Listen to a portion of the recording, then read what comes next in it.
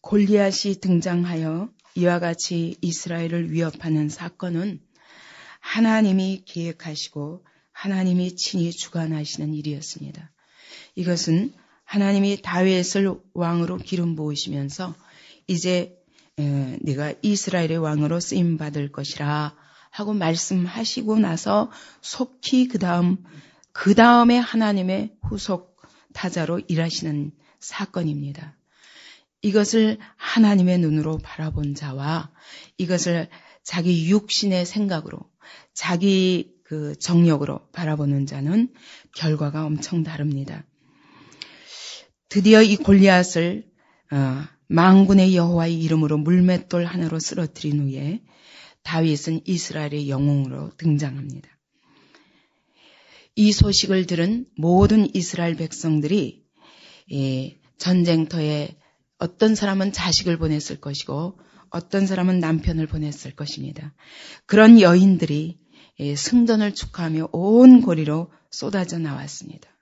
축하 행렬이 노래하며 춤추며 소고와 경쇠를 가지고 왕 사울을 환영했다고 말합니다. 이 경쇠는 트라이앵글 같은 그런 쇠로 된 악기입니다. 분명히 왕 사울을 환영했다고 했습니다. 근데 그 여인들의 노래소리가 사울이 죽인 자는 천천히요, 다윗이 죽인 자는 만만이다. 이 찬양 소리가 사울의 마음을 몹시 불쾌하게 했습니다. 사실 사울은 아무것도 한 것이 없습니다. 그런데 다만 다윗의 승리로 인해서 온 이스라엘이 이기게 되었으면 다윗을 환영했다고 말할 수도 있는데 백성으로서는 왕 사울을 환영한 것입니다. 이것만 해도 사울로서는 자기는 아무것도 한 것 없이 다윗 덕분에 이런 환영을 받고 블레셋을 물리치게 된 것을 하나님의 눈으로 봤으면 하나님이 다윗을 통해서 하셨으니까 하나님이 다윗이 아니라 이스라엘을 위해서 하나님의 나라를 위해서 일하셨구나. 이렇게 하면 정말 하나님 앞에 영광 돌릴 일이었습니다. 근데 늘 자기 집착에 빠져있고 오직 자기 자랑이 목표인 그런 사울에게서는 이 사건도 하나님의 하신 일을 찬양하기보다 내가 지금 재침을 받은 것 같은 느낌인 것입니다. 드디어 내가 밀려나는구나 하는 생각을 한 것입니다. 어떻게 해서 다윗은 만만이고 나는 천천히냐. 내가 이 나라의 왕인데. 그렇다면은 그에 더 얻을 것이 나라밖에 무엇이냐. 여기서 히브리어로 말하면 이 나라까지도 그에게 속하고 말겠구나. 이제 백성들의 마음도 다윗이 얻었고 저 모든 여인들의 마음이 다윗에게 있으니 이제 나는 갈 데가 없구나 라고 금방 자기 자신과 연결해버리는 것입니다. 우리가 이렇게 되기 쉽습니다. 하나님의 교회 안에서 일어나는 모든 일을 하나님의 눈으로 바라보면 하나님 앞에 영광을 돌리며 그것이 내가 아니고 다른 사람이라 할지라도 하나님이 하신 일이 찬양이 되고, 그죠? 하나님이 자기 백성을 구원하시고 하나님이 이 교회 안에서 일하시는 일을 인하여 찬양해야 됩니다. 근데 자기 집착에 빠져 있으면 네가 나와서 내가 아니고 이런 시기 질투로 인해서 하나님의 교회가 얼마나 하나님의 일이 망가뜨려지는지 이것이 왜 그러냐면 자기 집착에 빠져 있기 때문입니다. 하나님을 중심으로 바라보면 다른 사람을 통해서 하시는 하나님의 일도 하나님께 영광을 돌리며 다 같이 기뻐해야 되는 것이 마땅합니다. 왜냐하면 그의 구원이 나의 구원이요. 그의 구원이 하나님의 나라의 구원이요. 하나님의 백성의 구원이요. 그의 역사가 하나님의 영광이기 때문입니다. 이와 같이 자기 집착은 얼마나 무섭게 하나님의 나라를 무너뜨리고 그리고 또 하나님의 쓰시는 종들을 무너뜨리게 되는지. 교회 안에서 자기 자랑에 빠지면 절대로 하나님을 대적하는 자리에 놓이게 됩니다. 사울은 지금 분이 난 것입니다. 지금 하나님 앞에 영광을 돌리고 다윗이 이렇게 한 모든 일에 대해서 정말 감사하며 하나님이 다윗을 통하여 앞으로도 이 하나님의 나라에 하실 일에 대해서 찬양하며 같이 기뻐해야 되는데 여기서 그날 후로 사울이 다윗을 주목하였더라 그랬는데 그래서 이날 이후로 다윗을 경쟁자로 보고 두고 보자 하는 분이 가슴에 가득 찼다는 것입니다. 신약에 보면 에베소서 4장에 보면 분을 내어도 죄는 짓지 말라. 우리 인간이기 때문에 감정이 있습니다. 그죠? 감정이 있기 때문에 시기 질투도 날 수 있고 그것 때문에 잠깐 분이 날 수 있습니다. 그러나 절대로 해가 지도록 품어서는 안 된다. 해가 지는 것과 함께 하나님께서 다 해결해야 된다. 이게 해결이 안 나면 사람끼리 대화를 통해서라도 해결해야 됩니다. 그리고 해를 넘기면 안 돼요. 왜냐하면 분이 해를 넘기면 그 다음엔 쌓입니다. 쌓이는데 어떻게 쌓이냐면 마귀가 틈을 타면서 그때부터 마귀 역사가 시작돼요. 우리는 순간순간 감정 느낄 수 있습니다. 시기, 질투, 분, 모욕감. 아마 소외감과 나만 제쳐놓고 다윗을 환영하네. 사울을 환영한다고 말하는데도 아닌 거예요. 그리고는 내 자존심을 상하게 했다. 모욕감을 느끼면서 그때부터 분이 생기면 이것이 바로 사단의 통로가 되는 겁니다. 그때부터는 사단의 밥이에요. 내 감정과 생각이 전부 사단에 의해서 조종이 됩니다. 이게 누가 크냐? 이것이 하나님의 교회에서도 큰 문제인 것을 우리가 신약에서도 제자들을 통해서 봅니다.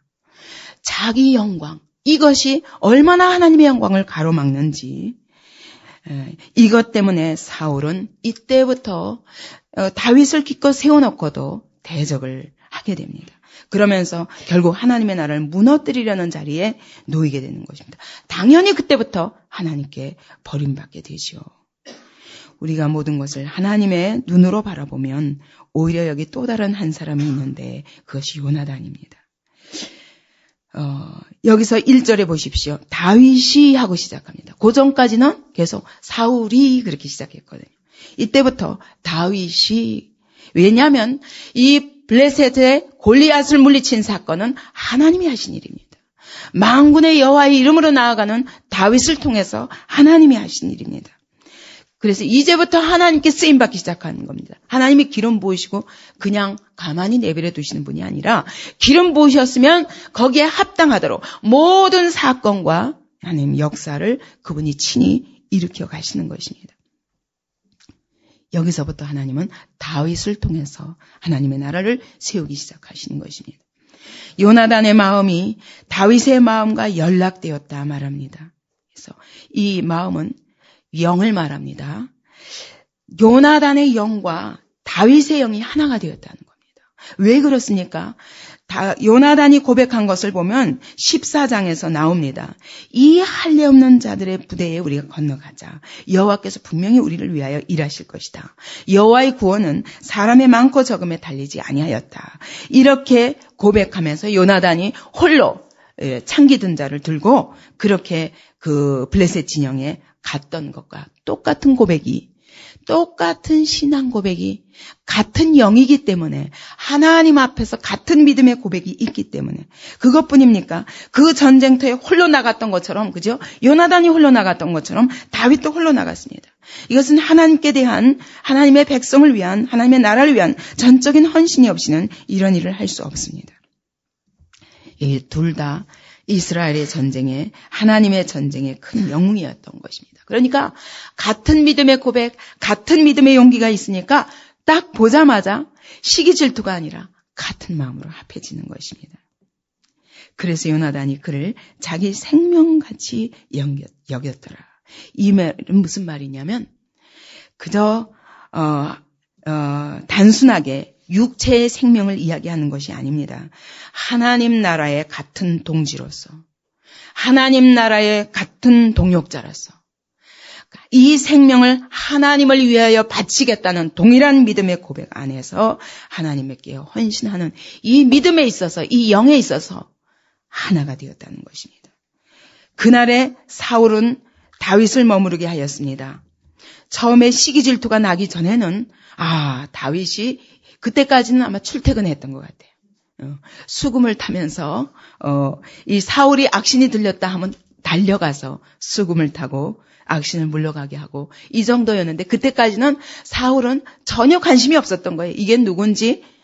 그래서 이새의 아들이라고 분명히 얘기했는데도 관심이 없었다가 전쟁터에서 이기고 오니까 이건 누구냐? 내가 누구 아들이냐? 이렇게 물을 만큼 관심이 없는 존재였습니다. 근데 하나님께서 드디어 다윗을 궁중에 두시기 시작합니다. 그 아비의 집으로 다시 돌아가기를 허락지 아니하였다 말합니다. 요나단은 다윗을 자기 생명같이 사랑하여 더불어 언약을 맺었으며, 여러분, 이 언약이 어떤 언약일 것 같습니까? 이것은 임금과 신하로서의 언약입니다. 사실은 요나단이 누굽니까? 왕자입니다. 그런데 오히려 왕자와 신하의 관계로 지금은, 그런데도 이 언약은 무엇이냐면, 아니다, 하나님이 이제 당신을 쓰시는구나. 요나단이 이것을 본 것입니다. 당신이 이 나라의 왕이 될 것이요, 나는 당신이 하나님 앞에 쓰임받는 일을 위하여, 하나님의 나라를 세우는 일을 위하여 내가 충성을 다하여 헌신할 것이라고 다짐하는 것입니다. 그걸 뭘 보고 알 수 있냐면 4절에 보면 요나단이 자기 입었던 겉옷을 벗어서 다윗에게 주었다고 말합니다. 이 겉옷이 뭐예요? 왕자의 옷입니다. 그 옷을 다윗에게 벗어주는 거예요. 사울과는 너무 대조되는 것입니다. 사울은 자기 집착에 빠져 있는 사람이기 때문에 다윗의 성공이 자기의 공격이라고, 자기를 공격하는 거라고 생각하는 거예요.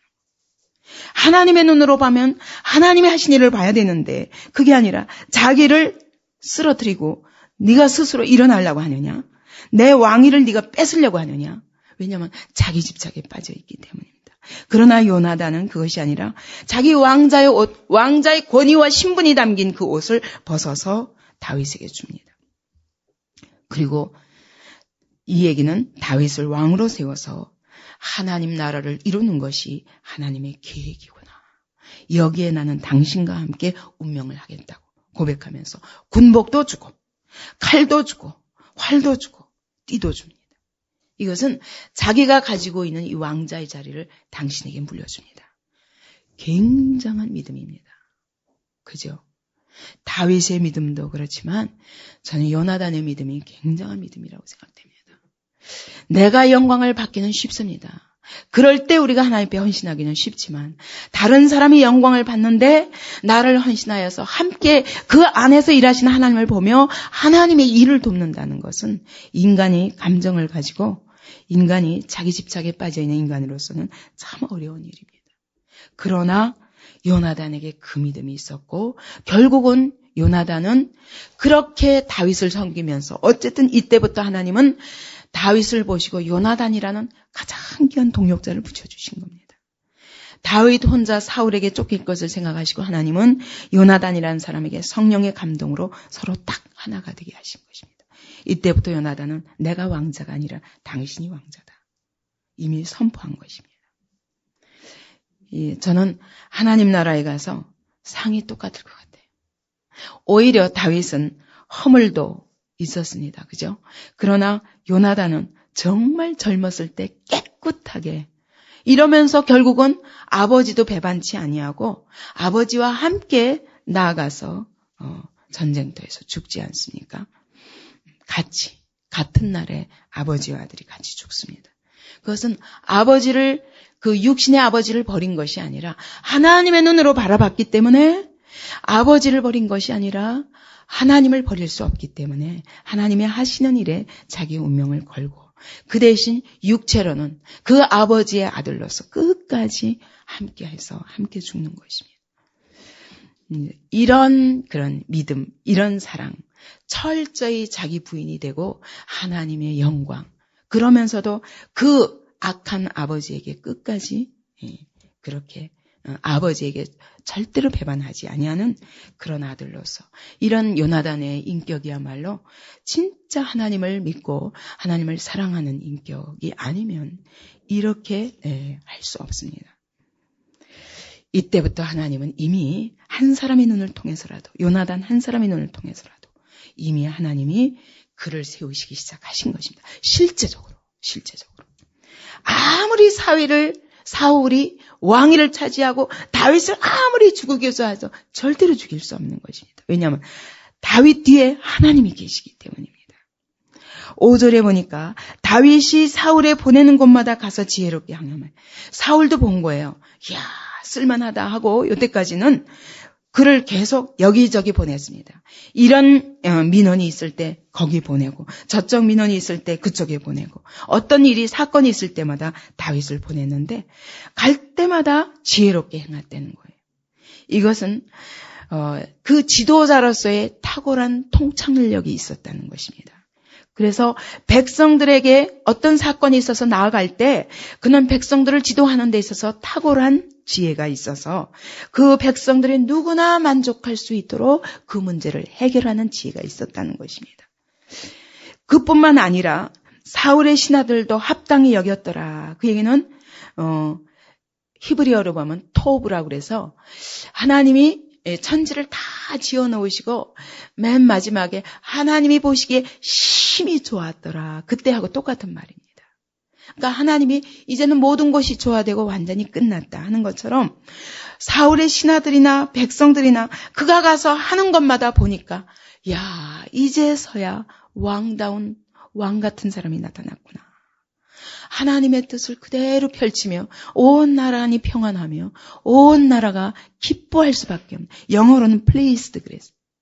모든 백성과 신하들까지도, 사울의 신하들까지도 기뻐하게 되더라는 거예요. 그것은 모든 백성들이 그의 통치를 보면서 합당하다, 맞다, 다 만족하게 되는 것입니다. 그리고 그의 통치에 의해서 은택을 입은 것입니다. 그렇기 때문에 그들이 너무 기뻐하면서 이제 나라가 안정되는구나. 그들은 아직 백성들이 아직 그가 왕인지는 모르지만 다윗으로 인하여 온 나라에 사울로 인해서 불안했던 나라가 이제 평정되는 것을 느끼는 것입니다. 이것이야말로 하나님이 백성들의 마음과 신하들의 마음과 요나단의 마음과 다 온 백성의 마음을 움직여서 하나님은 실제적으로 왕위에 세우신 것과 같습니다. 하나님이 다윗을 기름 부으시고, 여러분, 우리는 하나님 앞에 나 같은 자를 안 합니다. 그러나 다윗은 하나님 앞에 그대로 순종했고, 하나님은 그 어린 다윗을 기름 부으신 후에는 실제적으로 그분이 일하셔서, 너무 놀랍지 않습니까? 양치기로서 7 형제들이 제사를 드리려고 사무엘이 왔을 때 제사를 드린다고 모인 그 자리에 아들들은 다 데리고 와라.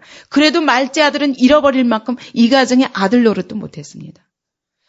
양치기로서 철저히 양과 곰과 사자와만 싸우고 있었는데 하나님이 하루아침에 들어서 궁중에, 사울의 궁중에 갖다 놓으시는데, 갖다 놓으실 뿐만 아니라 사울도 알았어요. 이제부터 다윗이 왕이구나. 이것을 알았기 때문에 불이 난 것이고 모든 백성들도 알았습니다. 이제 진짜 왕다운 왕이 났구나. 요나단도 왕자도 알았습니다. 옷까지 벗어졌습니다. 칼도 군복도 다 벗어졌습니다. 하나님이 모든 사람들의 마음을 사신 것입니다. 그래서 다윗으로 하여금 왕이라는 것을 모든 사람이 앞으로 하나님이 세우시는 왕이라는 것을 의심할 수 없이 하나님이 일하신, 사람이 하면 어떻게 이렇게 되겠습니까? 하나님은 기름 부으시고 내버려 두시고 네가 알아서 하라, 그러신 하나님이 아닙니다. 모든 여건을 몰아서 하나님의 뜻을 세우도록 일하시는 것입니다. 여기서 사울이 분노할 이유가 없습니다. 오히려 자기도 이미 들었지 않습니까? 하나님이 내가 너를 버렸다, 내가 내 마음에 합한 다른 사람을 이미 세웠다. 그때가 언제였습니까? 다윗이 나기 전부터 하셨어요. 다윗이 나기 전부터. 하나님은 다윗이 아직 뱃속에 있기도 전부터, 엄마 뱃속에 있기도 전부터 하나님은 그렇게 말씀하셨고, 그때부터, 모태에서부터 다윗을 하나님이 준비하신 것입니다. 그러면 이때가 하나님의 때구나 해야 되는데 사울은 불이 난 것입니다. 하나님이 다른 왕을 세우신다고 그러더니 너구나. 그때부터 그를 죽이려고 하는 겁니다. 그러면 이건 누구를 대적하는 겁니까? 하나님을 대적하는 겁니다. 무엇을 해방하는 것입니까? 하나님이 하시는 일을 해방하는 것입니다. 무서운 것입니다. 오늘 우리가 하나님의 눈으로 매사를 바라보고 정말 하나님 그분에게 모든 중심이 있어야 합니다. 하나님께 중심이 있으면 여러분 아무리 교회 안에서 아주 지극히 어린 자라 할지라도 그 어린 자의 입술을 통해서 하나님의 음성을 들을 줄 알고, 아무리 보잘것없는 믿음이 보잘것없어 보이는 초신자라도 그 초신자의 입술을 통해서 하나님의 음성을 듣고, 그래야 우리가 하나님의 일을 더 영광스럽게 할 수 있습니다. 그래서 하나님의 교회가 누구든지 하나님이 은혜를 미치면 이럴 수 있습니다. 교회 안에서도 저 사람은 은혜 주시고 나는 안 주시고 삐쳐가지고 하나님께도 삐쳐가지고 막 하나님을 대적하는 것 같은 그런 자리에 놓일 수도 있습니다. 무서운 일입니다. 우리는 이것이 하나님을 대적하는 것입니다. 그래서 우리는 전 중심이 하나님께 있고 하나님의 은혜가 아니면 아무도 설 수 없습니다. 다윗도 하나님이 은혜로 그를 부르시고 그분이 기름 부으시고 그분이 친히 꺼내셔서 그분이 친히 세우셔서 친히 그를 통해 일하시는 것입니다. 그러면 그런 사람을 볼 때 우리는 나도 나를 쳐서 복종시켜서 어찌하면 주님 앞에서 나에게 맡겨주신 작은 한 일에 충성하며 하나님의 때를 기다릴 것인가, 이런 자세가 되어야지 내가 더 위인데 네가 높으냐 내가 높으냐, 하나님의 교회 안에서는 이것이 있을 수 없습니다.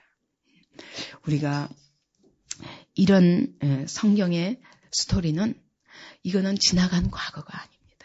오늘 우리에게 주시는 하나님의 살아계신 음성입니다. 지난 주일에도 제가 말씀드렸듯이 여러분, 하나님은 성경을 통해서 말씀하십니다. 하나님은 항상 음성으로 말씀하십니다. 그런데 가장 정확한 음성은 성경을 통한 음성입니다. 우리가 귀로 하나님이 왕왕 들려주시는 영의 음성을 들었다 할지라도 그것이 성경과 배반되면 그것은 버려야 됩니다. 성경은 가장 정확한 하나님의 음성입니다. 근데 하나님이 그거는 다윗의 이야기로 주셨고 그건 요나단과 사울의 이야기로 주셨지 나에게 주신 얘기는 아니지 않는가? 아닙니다. 하나님이 어쩌면 우리가 못 알아듣기 때문에 하나님이 이스라엘 역사의 수천 년, 3,000년, 4,000년 역사를 통해서 그 역사 속에서 일어난 모든 사건이 오늘도 이제나 어제나 오늘이나 또 내일이나 영원토록 동일하게 일하시는 그 하나님이 수천 년 동안에 일하신 그 역사를 통해서 오늘 내가 너에게 이와 같이 일하리라 하고 우리에게 보여주시는 것입니다. 그러므로 우리는 성경 앞에서, 성경의 모든 스토리 앞에서 내 허물을 발견하고 그리고 나의 문제가 무엇인가를 발견하고 하나님이 요구하시는 그 뜻대로 나를 쳐서 복종시켜서 오직 하나님의 나라를 위하여 헌신하는 그런 신실한 하나님의 백성들이 되어야 할 것입니다. 이렇게 자기를 치면 사울에게 얼마나 하나님이 많은 기회를 주셨습니까? 스스로를 높이려 할 때마다 하나님이 여러 번 경고하셨습니다. 사무엘을 통해서 그가 즉위한 지 2년 만에부터 하나님이 너를 버리신다고 말씀하셨습니다. 그러면 그때라도 회개하고 하나님이 얼마나 기다리셨습니까?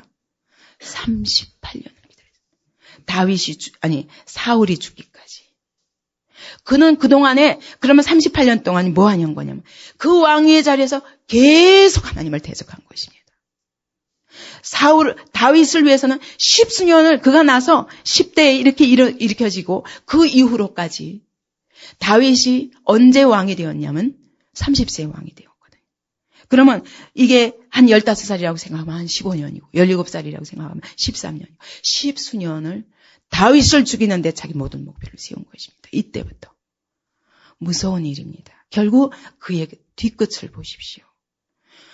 우리가 이런 하나님의 사건들을 통해서 오늘 내가 서야 할 자리를 분명히 보고 오늘 하나님의 교회는 동일한 구약의 이스라엘이 곧 오늘 이 시간 하나님의 교회입니다. 이 하나님의 교회 안에서 내가 어떤 자리에 서서 전적으로 하나님을 섬기고 하나님의 나라를 섬기고 하나님의 계획을 이루어가야 될까, 이것을 발견하는 그런 복된 시간이 되기 바랍니다. 여기 우리가 사울 같은 자리에 놓이지 아니하고 하나님 요나단 같은 자리에 놓여서 하나님의 일을 바로 보고 정말 하나님과 함께 일하는 자로 나를 써 주옵소서. 다윗을 하나님이 세우십니까? 내가 다윗과 함께 하겠습니다. 이것이 하나님의 뜻이라면 내가 다윗과 함께 헌신하겠습니다. 내 옷도 다 벗어주십시오. 내 칼도 다 주고 내 군복도 다 주고 활도 다 주고. 하나님이 누구를 통하여 일하시는가가 중요합니다. 내가 아니라. 이와 같이 하나님 앞에 나를 드리는 우리 고백이 있기 바랍니다.